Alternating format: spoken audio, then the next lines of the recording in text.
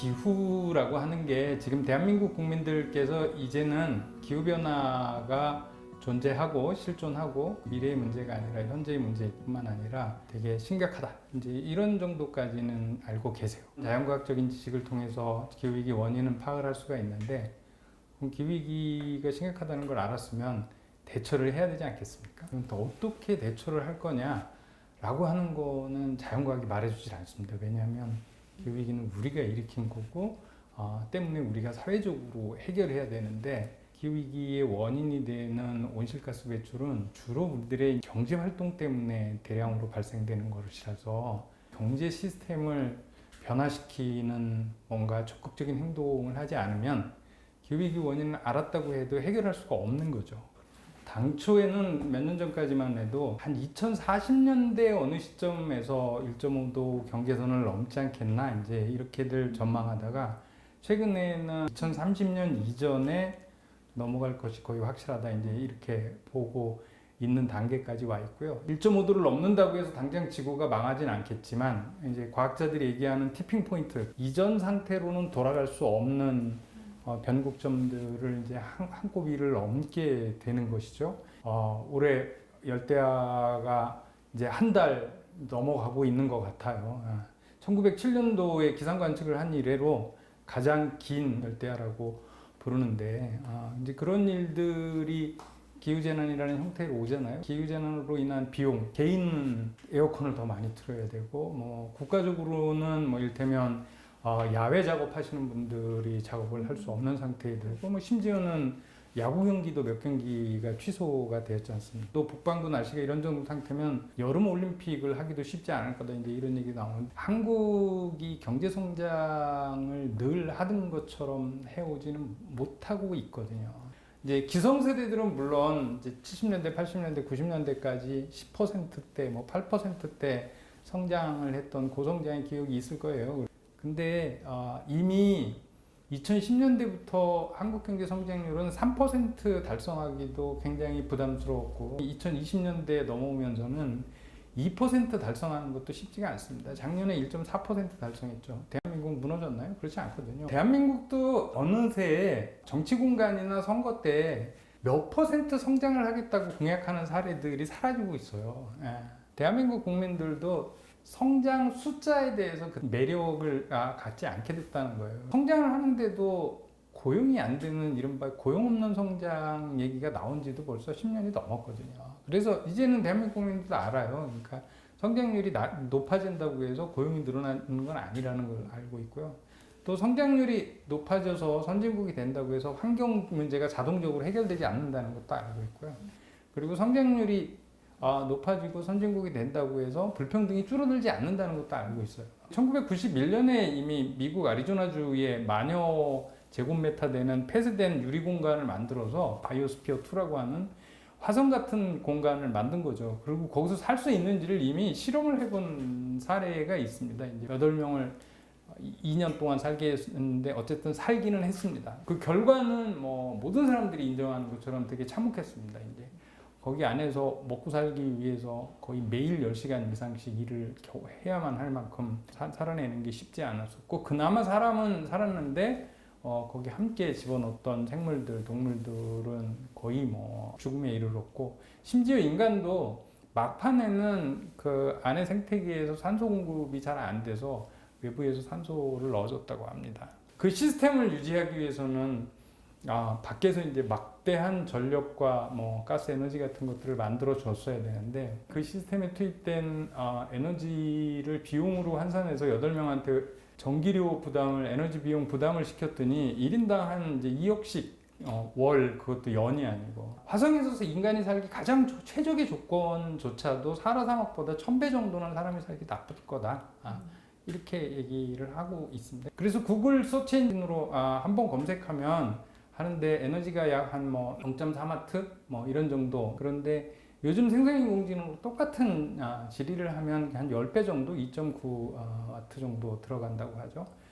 그러다 보니까 최근에 생성인공지능이 막 폭발을 하면서 그걸 뒷받침해주기 위한 어마어마한 데이터 센터 확장이 일어나고 그 데이터 센터의 엄청난 확장 때문에 소비되는 전력량이 향후에 상당히 큰 부담이 될 거다. 구글하고 마이크로소프트가 자기들 지속가능 보고서를 발표했는데 당초에는 두 회사 모두 2030년까지 회사 차원의 탄소 중립을 달성하는 게 당초의 프로그램이었습니다.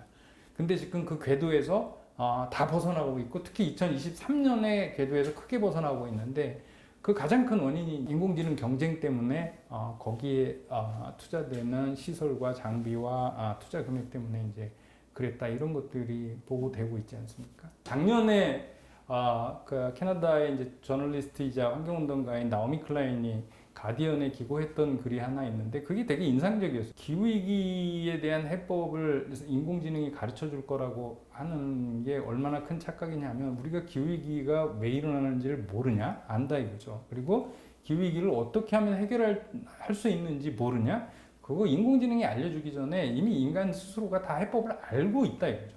다만 정치적으로 의지가 없기 때문에 그리고 이제 이해관계 때문에 해결을 못하고 있는데 인공지능이 우리들의 정치적인 이권이나 이해관계를 조정해 줄 수 있는가?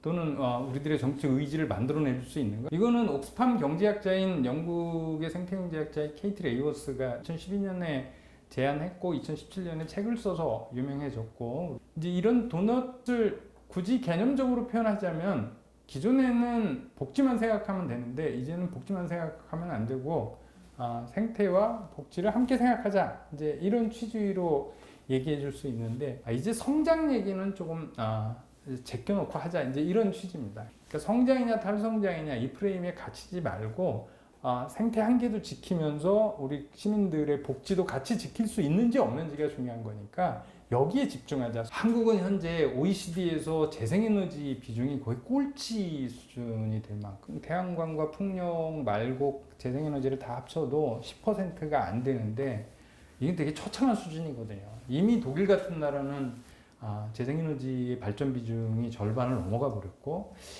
심지어는 뭐 일본 이런 데도 10%가 넘어갔고 우리가 예상하는 것과 달리 중국도 10% 넘은 지 꽤 됩니다. 현재 우리나라는 전 세계적으로 보면 반도체나 디지털 부분은 이제 꽤 많이 앞서는데 근데 녹색 기후 대응 뭐 이쪽으로 보면 우리 이제 흔히 기후 악당 국가다. 그나마 문재인 정부 때는 여러 가지 이제 비판들이 있음에도 불구하고 조금씩 진도가 나가기는 했었는데 상당히 크게 지금 퇴행하고 있는 거죠. 비슷한 사례가 이제 11월 달에 또 돼봐야 알겠는데 트럼프 정부 시기 미국이 그랬잖아요. 근데 우리 상태는 트럼프 시기 미국보다 조금 나빠요. 왜냐하면 잘 아시겠지만은 2016년부터 20년까지 틀림없이 트럼프 정부는 파리협약에서 탈퇴하고 여러 가지 후진적인 정책을 취했는데 그 나라는 연방제 국가이기 때문에 50여 개 주들은 그렇지 않았거든요. 이 부분들의 역할을 하려면 정치권이 해줘야 되는데 지금 이제 정치권이 대체로 여야를 막론하고 검찰에는 관심이 되게 많으신 것 같은데 기후에는 관심이 많이 없으신 것 같아요. 그러면 중앙정부가 안 되면 뭐 미국처럼 우리가 지방정부가 잘 되는 건 아니지만 2026년을 앞두고 지방정부들이 이제 제대로 기후 대응을 할 수 있는 정부들이 될 수 있도록 이제 각 지역 커뮤니티에서 조금 역할을 해주실 게 있지 않을까 이제라고 생각을 하고 거기서부터라도 다시 시작해 봤으면 좋겠다 이런 마음이 있는 거죠. 내가 온실가스를 얼마나 배출할까 이런 거 별로 생각 안 하시는 것 같아요. 대한민국 국가는 한 6억 5천만 톤 매년 배출해요. 6억 5천만 톤을 5,200만 국민으로 나눠 보라는 거죠. 그러면 우리 한 12톤 정도씩 배출하거든요. 1인당으로 환산하면 무지 많은 거예요. 대한민국보다 일본이나 독일이 국민소득이 높잖아요. 경제 규모도 크다고요. 그러면 당연히 우리보다 온실가스 많이 배출할 것 같잖아요. 독일 국민들하고 일본 국민들은 1인당 8톤에서 9톤 정도밖에 배출 안 합니다. 영국 국민들하고 프랑스 국민들은 1인당 5톤 정도밖에 배출 안 해요. 우리 뭐 때문에 12톤씩 배출하냐? 물론 이제 산업 쪽이 조금 무게가 있는데 그것만으로 탓을 하기에는 한국의 시민들도 의외로 온실가스 배출이나 이런 거 신경 안 쓰고 생활을 하는 대목이 있습니다. 가지고 다니는 자가용만 집에 딱 놔둬도 2톤 이상이 줄어들어요. 그리고 해외여행 한번 안 가시면 1톤에서 2톤 정도 줄어들고 그리고 육식 하시는 거에서 채식 쪽으로 조금만 움직여도 1톤 이상 움직이고